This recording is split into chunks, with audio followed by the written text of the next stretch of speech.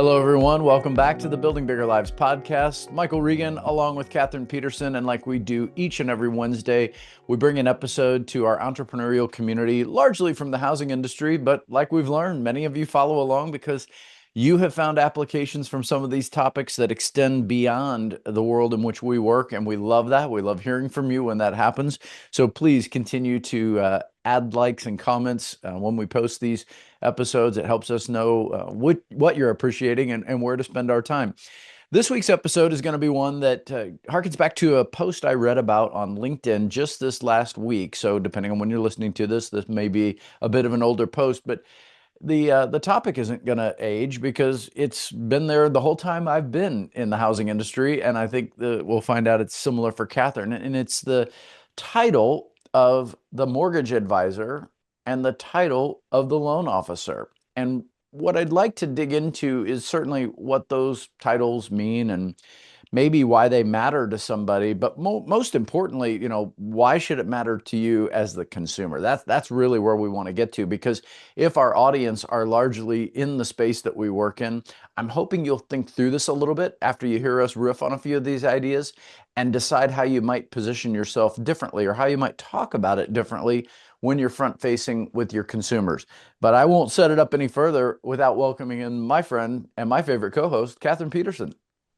Hey, Michael. All right, this is going to be a good topic for everybody to listen to today because talking through how we see ourselves and how we present ourselves to others, I think, is a great topic as we go into maybe some mid-year planning and redoing what we're scripting and all that kind of stuff that we have to think about all the time as mortgage advisors. There we go. And I think if we really look at this through the genesis of any opportunity we have to help someone, we typically need a lead. We need an opportunity to serve someone, to find out how we can advise them, how we can help them. And it's really important. You and I've gone through this exercise before where we look at the customer journey and what are the things they are doing before we're even aware that they're interested in buying a home. And it's very important for us to think that way because we realize in today's world, they're probably going to their favorite AI tool. So, maybe that's Chat, maybe that's Grok, maybe that's Claude, wherever they're going, and they're typing in words that will help them shape the question they want to ask to start forming the answer they're going to get. And that's going to point them in a certain direction. And so I think these are keywords that often get typed in. Mortgage, loan officer, advisor, whatever those words are going to shape the direction that algorithm within that AI agent is going to help them figure out, what it is they're asking and where to point them. And so it really does matter what these titles mean. Kathryn, you've worked at a bank. You've worked for an independent Mhm. mortgage bank. So you've seen both sides of the coin. What Start with just the title alone. Like, where do these titles come from, or what have you experienced when you've heard these different titles and you've had the opportunity to give yourself a description in the role that you play? So in banking, it can be very, let's just say that there's kind of a preset track. So you might have bank officer, you might have AVP, you might have VP, etc. And a lot of times people who've been in banking really respect those titles. It's a little bit about tradition. And for me, I never quite saw it like that. And part of that kind of goes back to my first job in mortgage in college. And I only did loan processing and very basic, right? New to the industry. And my boss said, "Okay, great. What do you want to be?" And I was like, "I'm a processor." And he's like, "No, people won't take you seriously. We have to come up with a different title. Do you want to be president?" And I was like, "CEO?" And I was like, "No, no, that sounds like a trick question." So I at least knew enough to say no to that question. And so I ended up as VP of operations. And keep in mind, I was entry level processor, but he said, now when people call, you call, people will take your phone call. You just have to say that when you call. So it taught me a lot about the way other people can see titles, and really titles can be made up. So some of that gives you some creative freedom to kind of reach out. And that was probably a much longer question, but I think it's an important one as we talk Yeah. through these distinctions. Yeah, but I'm glad to hear your personal story because, I have one too. I remember the first, 30 days that I was hired in my first loan origination job. I probably did it without any business cards because at that point they're trying to figure out, are you even going to make it? Is this worth us sending a set of these off to the printer? But once I got past my first 30 days, I got a box of cards that was delivered at the office and they said senior loan officer. And I remember thinking, okay, first of all, I'm in my 20s. I'm not a senior, anything. Second of all, loan officer. What does this mean? That sounded to me like a banking title. And I was working for an independent mortgage bank, and titles there, they treated them very flippantly. They treated them like what kind of like your description, but with from a different angle. Kind of like it in the sense of we want to make sure you don't sound like you're not the important person, but with much less, as you called it, respect around these titles matter. These titles are either important to the perception of that role or maybe to the person themselves. This was more just about marketing. They just wanted to make sure when you're handing these things out, you looked good. So let's talk about what these titles mean. I mean, loan officer sounds like it comes from the banking world. Loan originator sounds a little looser in, how we state that. And yet today, I think we work in a world where loan originator might even be a tighter definition than it was when we were taking things from, soup to nuts. Today, a loan originator might be just the person who gets that loan started, and then the Mhm. people or maybe even the AI tools take over and run it. Have you seen some of that in the evolution of your role where even what that title means has changed a little over the years? Oh, absolutely. I think as you add team members and you talk through how much paper was involved in a file in the old days, and now we just don't have that. So many things are automated. We rarely take an application. We might fill in some gaps, but that's all being done online. So it's a little bit different than, and it evolves over time. It's different than it was last year, and it'll be different next year. So it's an always evolving title, I would say. Yeah, I would agree with that. And I've definitely seen it evolve over the years. And before we lose the audience with, okay, we're in the tomato world. You're even acknowledging it changes. You're even acknowledging that it might not be that big a deal. Let's focus on a group of people that's different than maybe the originator themselves or the company they work for. Let's talk about the customer, because that's what I was starting with, is I think if you think about customers looking for help in this space, these words suddenly do matter because they'll shape the direction of the type of search they go through. Or if they get referred, let's take the more traditional route. I think it's pretty common today. If you refer someone to me, before I pick up the phone and call them or send them a message, I might go look them up. I might go find out, okay, I Mhm. trust Kathryn, but who is this person? And so I'm going to type in keywords. So these keywords still matter at some level, even if we think, you know, tomato on the definition of them. So look at it through the customer's eyes. What do you think a customer is thinking if they type in loan officer versus mortgage advisor? What would be the customer's reasoning for choosing the phrase that they use from your point of view? You've talked to a lot of customers. Why do they pick a loan officer? Why do they pick a mortgage advisor? I always think of loan officers like that's words that people just don't use as much. So let's call it, yeah, it's a mortgage or even home loan, right? We hear that.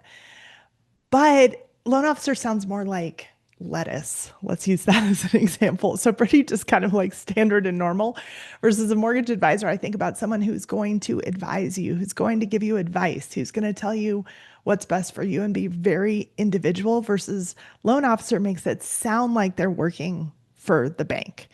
Are they really working for you or are they working for the bank? So I think that's where my brain goes. Now, exactly where what every client is thinking, I think it's going to vary, but I would say that that's the first thing that comes to my mind. Yeah, great. And here's what comes to my mind, and I think it dovetails nicely with what you just said. I think in my mind that it's the nuance between those is going to be who's asking the questions. I think if it's a loan officer, that person is asking all the questions because they're basically taking you through an application. Even if, as you said, it's being done digitally these days, Hmm. they're essentially qualifying you with a series of questions. So if you as a consumer don't know what to ask, a loan officer is going to ask all the questions, and or a loan originator, I guess, if we want to widen the net a little, they're going to ask all the questions. Where a mortgage advisor would imply, hey, I have questions and I'd like to ask you about these things. And you're the advisor. I'd like you to give me some education. I'd like you to give me some more information. I might even like some options. Could you show me what other things I don't know about, or I read about this, or I heard about this? So to me, the advisor, maybe in the direction you were going, opens up a whole wide plethora of options of things we can discuss. Where a loan officer, it's almost order taking. It's just, hey, I need the number two and supersize it. It's order taking. And Hmm. I don't want to imply that there's anything wrong with that. So if our audience is out there and they feel like, well, yeah, but I know what I want. Why can't I just get someone to take the order? Good news, that career and that person still exists out in the ecosystem.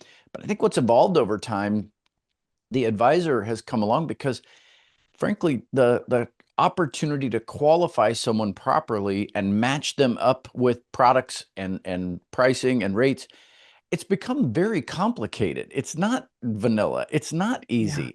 And you know that better than anybody because you live in that seat every day. So let's stay on the mortgage advisor side of this, since that's, I think, where this is interesting. What are some of the questions that either you have experienced as the advisor or that you enjoy exploring as the advisor? What are some of the questions that you've seen? Because I do think that's really where this gets a little more interesting. Yeah. So one of the ones I love is, what are the things that you're the most concerned about, worry about, or are keeping you up at night right now? Yeah, that doesn't sound like a loan officer. No, no. And I want to make sure that when they leave, they're going to sleep well, right? That's an Mm. important piece to me. Or, hey, yes, you're buying your home, but let's talk about what the next 5 years look like for your family or this property.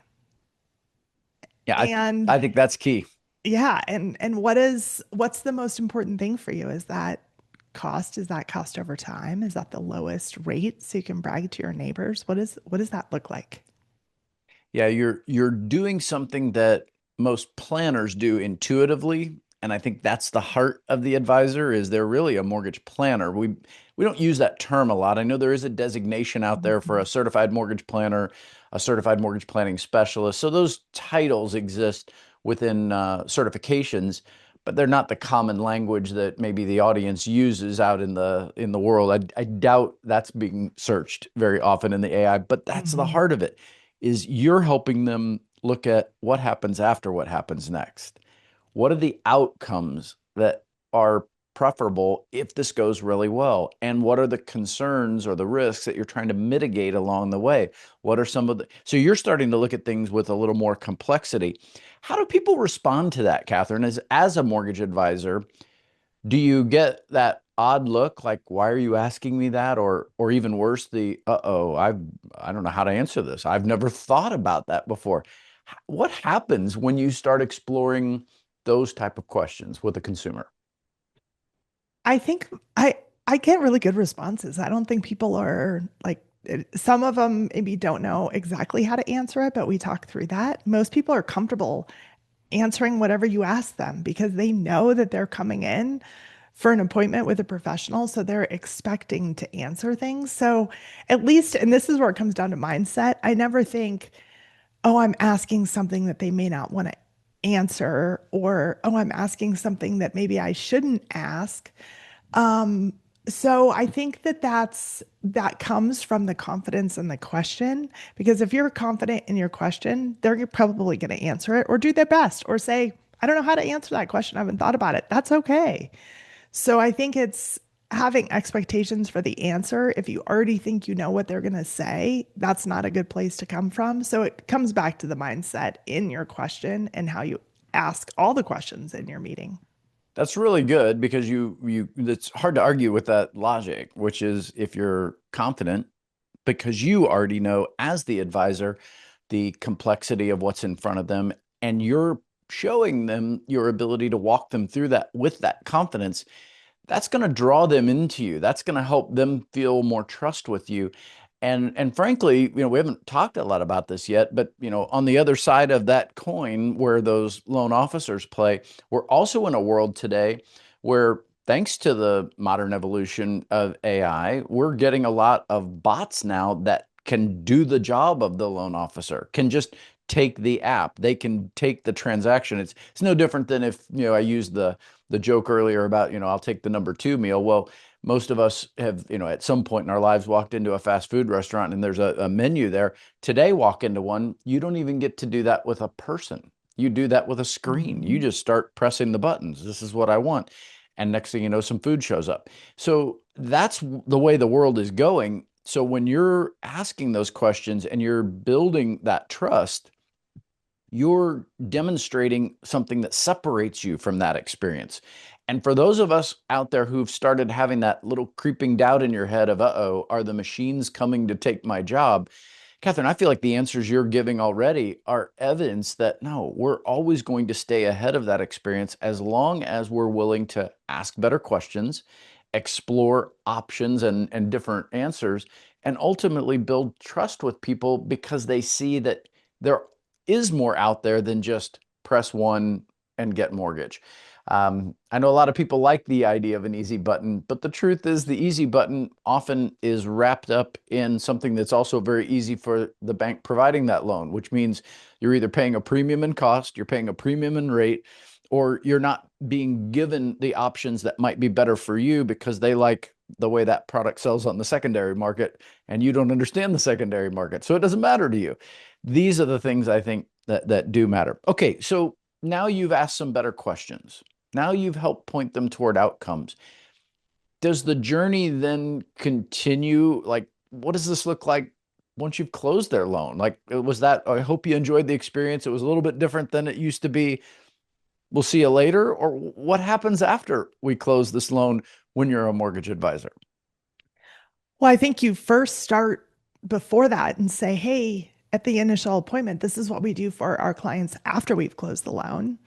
Because then they know that this isn't just transactional. And then number two, at the closing or at a pre-closing meeting, hey, this is what we're going to do. We're going to stay in touch at these touch points. We're going to do an annual review. We're going to track your interest rate. We're going to send you a post-closing mortgage coach. So there's things that you can do to show that you are different in how you show up. And hey, if something comes up, call us. Because I know that there's originators out there, once that loan is closed, it's like, peace out. So I think we have to say, hey, this is more of a relationship, a long-term relationship, not just a transactional relationship.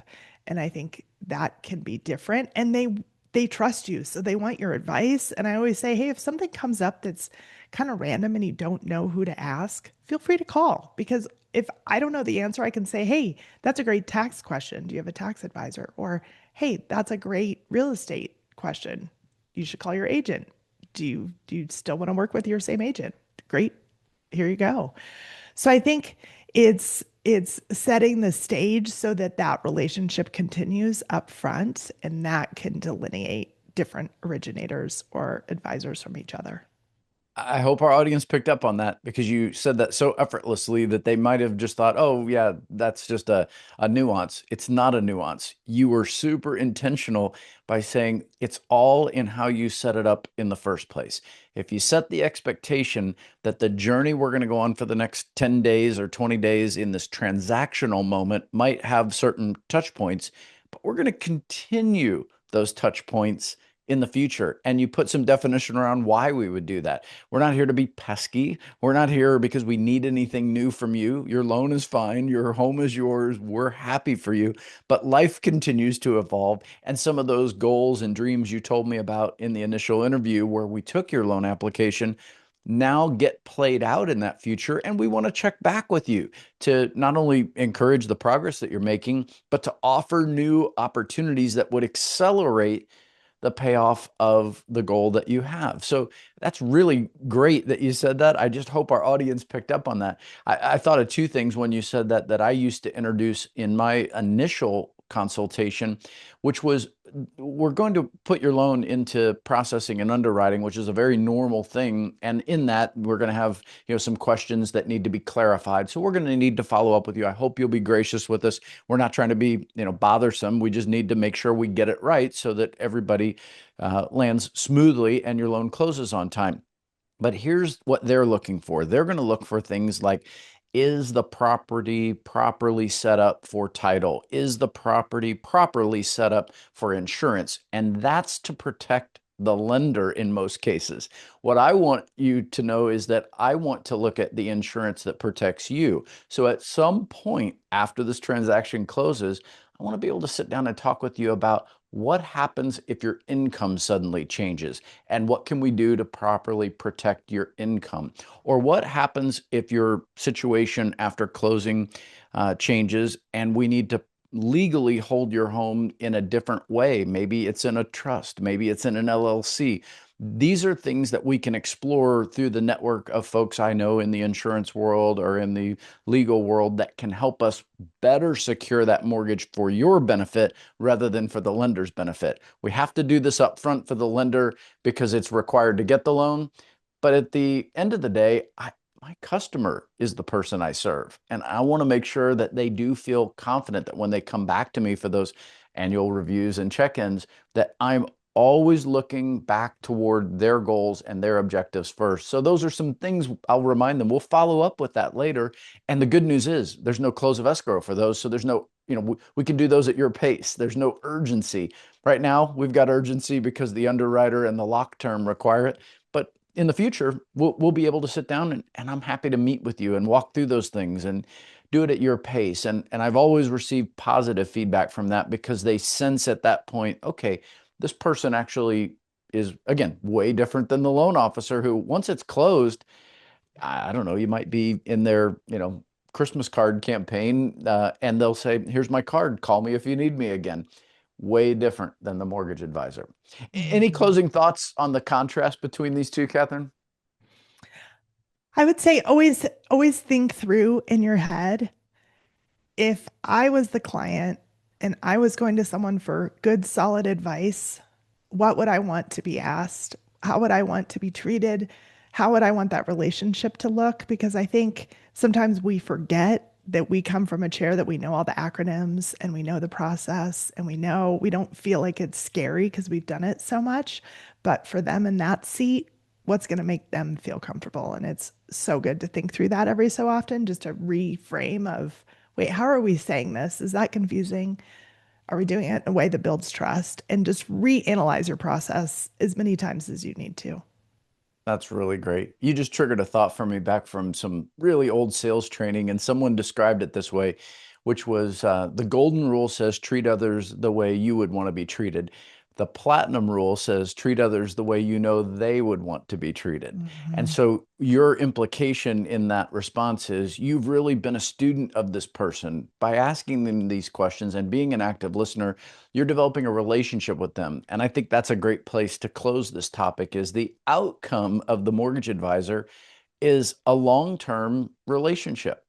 It's obviously a professional relationship, but you and I both know often they even become personal relationships. You actually learn that, oh my gosh, there's a lot of interesting people that I get to help as an advisor.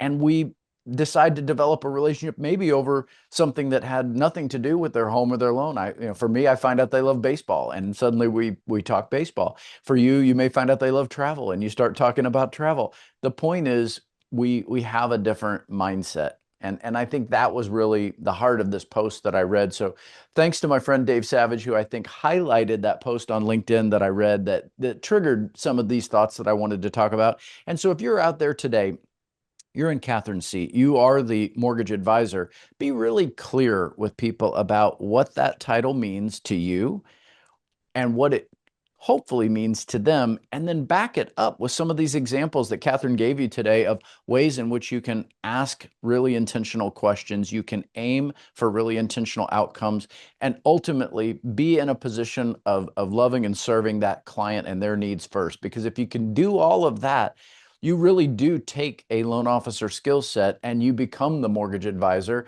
And I think that will create all the separation you need to keep you from worrying about whether AI is coming to take your job. And maybe, just maybe, you'll start to trust that you can leverage AI as well for some of those pesky back-end tasks. Because last time I checked, Kathryn, I don't think you or I ever signed up for a job where we said, I hope I get to chase paperwork, or I hope I get to fill in the blanks. Like, that's not the fun part of our job. The fun part is all we've talked about today. It's meeting with these people, hearing their story, and finding a way to help them. We're professional problem solvers. And I think you did a great job today highlighting a few of those things. So thanks for unpacking this one with me. Yeah, thanks, Michael. It's always fun. Great. Well, that's going to bring us to a wrap on this episode of Building Bigger Lives. We hope you got some value today out of contrasting the loan officer and the mindset of the mortgage advisor. And if you did, please share this episode with someone that you think might benefit from the contrast as well and might enjoy the conversation. If you do, join us on our YouTube channel. That's where we post the video versions of these episodes. You may or may not care about watching us have this conversation, but what you can do is join it. And that's where you can join in the comments. We hope we'll see you on YouTube, and we hope we'll see you on future episodes of Building Bigger Lives.